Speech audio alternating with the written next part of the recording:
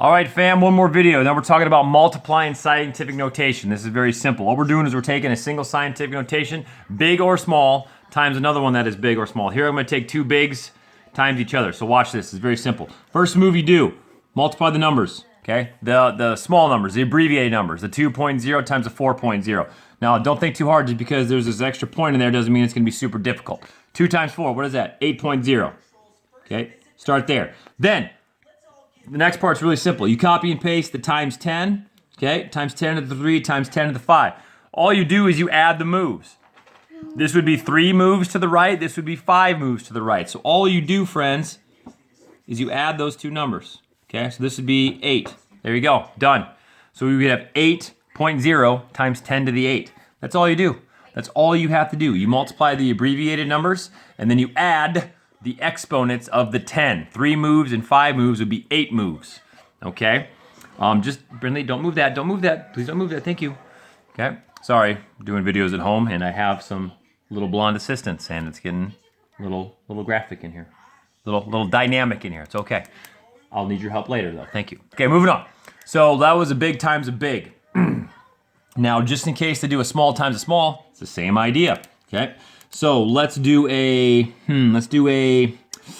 how about a 3.1 times 10 to the negative 5 times a, let's go a, how about, we'll do a simple number again, times a 2.0 times 10 to the negative 2. Okay, so what do you do in this case? Same idea, multiply numbers, okay? 3.1 times 2.0 would be a 6.2, and then we would go times 10, add the exponents. That'd be a negative 7. Okay, so 6.2 times 10 to the negative 7 would be your final answer. Okay, so multiplying scientific notation is actually very, very simple.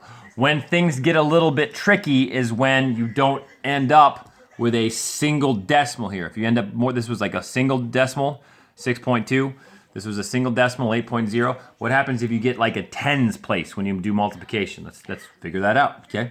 So here we go. Let's give this one a try.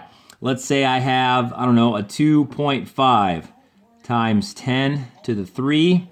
And I got to take that times a 4 times 10 to the 7, okay? So I'm going to multiply the numbers, okay? 2.5 times 4 is a 10. I don't like that. Let's do... I don't like what I did there. Let's do, how about a 3.5? There we go. What a 3.5 times 4? I take that back. Okay, 3.5 times 4, let's see, 3.5 times 4. If I were to take 4 times 3, a little mental math here, 4 times 3, I would get 12. Half of 4 is another 2. So some of you are probably like, what are you doing, Mr. K? I'm going 4, in my mind, I'm going 4 times a 3 and a half.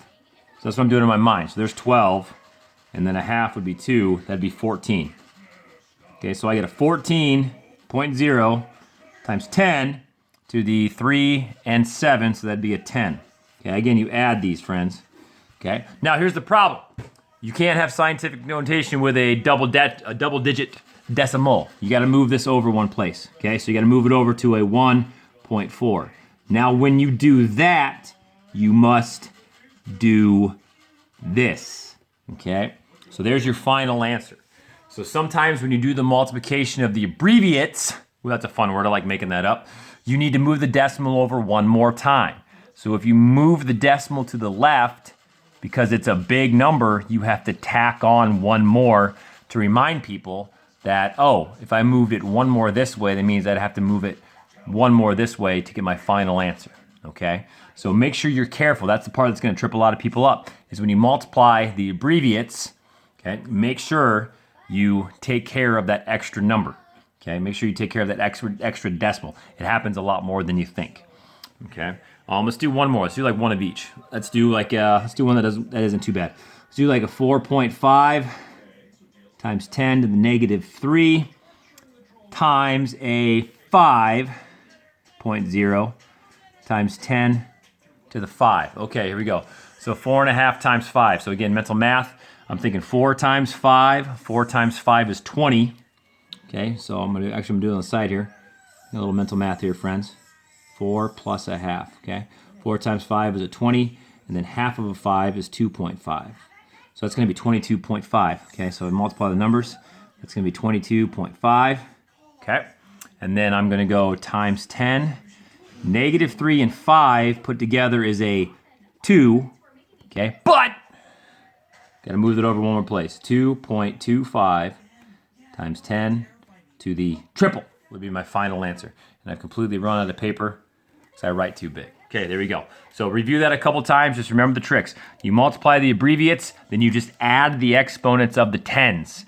And then whatever's left over is left over. If you have to move the decimal over one place, make sure you tack on one more. You take away, but you got to give it right here. And that's it. That's all there is to do about multiplying scientific notation. Do you think that went good, Bridley? That went really good? How good did it go? Really good. Oh, fantastic. Thank you. I got the Brindley approval. Okay, see you in class, fam.